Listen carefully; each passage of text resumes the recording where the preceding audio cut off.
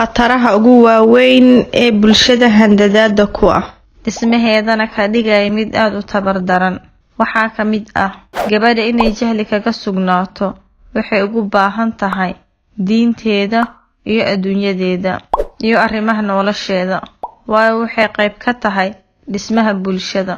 Gabadha aqoonta ka aradan uma suurtowdo inay u istaagto tarbiyayn sax ah ama inay carruurteeda ku caawiso waxbarashada iyo horumarka, waxaana badan inay ku tarbiyeyso afkaar iyo caqiido qaldan.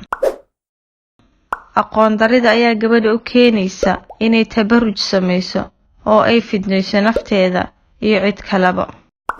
Sidoo kale aqoon darida darteed ayaa gabadha ku lumisa xaqa ninkeeda oo reerkan uga erida saacududii qoyska kala dhantaalanta.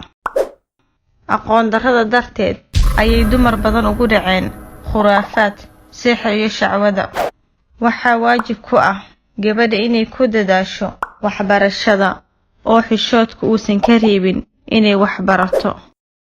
Sida ay tiri hooyadii mu'miniinta Caaisha radiyallahu canha, dumar waxa ugu wanaagsan dumarka ansaarta, xishoodka kama uusan reebin inay diinta bartaan.